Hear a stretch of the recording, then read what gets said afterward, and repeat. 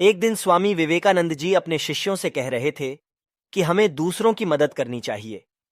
तभी एक शिष्य ने कहा, स्वामी जी, जब हम किसी से मदद मांगने जाते हैं तो लोग हमारा मजाक उड़ाते हैं, मदद तो करते नहीं। तब स्वामी विवेकानंद जी उनको एक कहानी के माध्यम से समझाते हैं। बहुत समय पहले की बात है। रहमान चाचा के यहाँ एक चूहा रहता था। हर दिन की तरह उस दिन भी बाजार से गांव लौटते वक्त चाचा झोले में कुछ सामान लेकर आए। झोले से बिस्कुट का पैकेट निकलते देखकर चूहे के मुंह में पानी आ गया। लेकिन ये क्या, अगले ही पल उसके पैरों तले जमीन खिसक गई। चाचा आज बाकी सामान के साथ एक चूहेदानी भी खरीद कर लाए थे।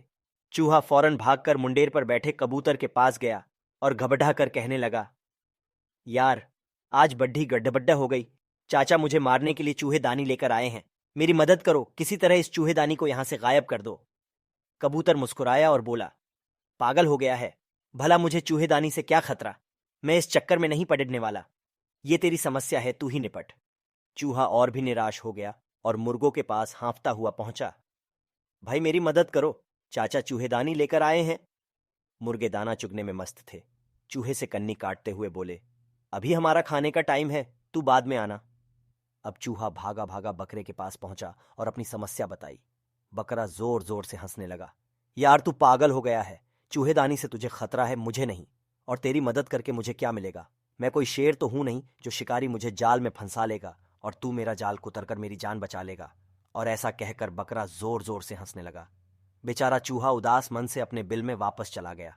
रात हो चुकी थी। चाचा और उनका परिवार खा पीकर सोने की तैयारी कर रहे थे। तभी खटाक की आवाज आई। चचा की छोटी बिटिया दौड़कर चूहेदानी की ओर भागी। सभी को लगा कि कोई चूहा पकड़ा गया है। कबूतर, मुर्गे और बकरे को भी लगा कि आदत से मजबूर चूहा खाने की लालच में मारा गया।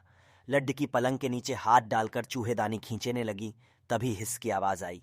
ये क्या, चूहेदानी में चूहा नहीं बल्कि एक जहरीला सांप फंस गया था और उसने बिजली की गति से फूंफकार मारते हुए बिटिया को डस लिया। बिटिया की चीख सुन सब वहां इकट्ठा हो गए। रहमान चाचा सर पर पैर रखकर पड़ढोस में रहने वाले ओझा के यहाँ भागे। ओझा ने कुछ तंत्र मंत्र किया और बिटिया के हाथ पर एक लेप लगाते हुए बोले, बच्ची अभी खतरे से बाहर नहीं है। मुझे फौरन कबूतर का कंठ लाकर दो। मैं उसे उबालकर एक घोल तैयार करूंगा जिसे पीकर यह पूरी तरह स्वस्थ हो जाएगी। ये सुनते ही रहमान चाचा कबूतर को पकड़ डहलाए। ओझा ने बिना देरी किए कबूतर का काम तमाम कर दिया। बिटिया की हालत सुधरने लगी। अगले दिन कई नाते रिश्तेदार बिटिया का हालचाल जानने के लिए इकट्ठा हो गए। चाचा भी बिटिया की जान बचने से खुश थे और इसी खुशी में उन्होंने सभी को मुर्गा खिलाने की ठानी। कुछ ही घंटों में मूढ़ों का भी काम तमाम हो गया। ये सब देखकर बकरा भी काफी डरा हुआ था।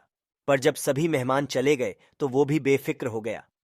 पर उसकी ये बेफिक्री अधिक देर तक नहीं रह पाई। चची ने रहमान चाचा से कहा, अल्लाह की मेहरबानी से आज बिटिया हम सबके बीच है। जब सांप ने काटा था तभी मैंने मन्नत मांग ली थी कि अगर बिटिया सही सलामत बच गई तो हम बकरे की कुर्बानी देंगे। आप आज ही हमारे बकरे को कुर्बान कर दीजिए।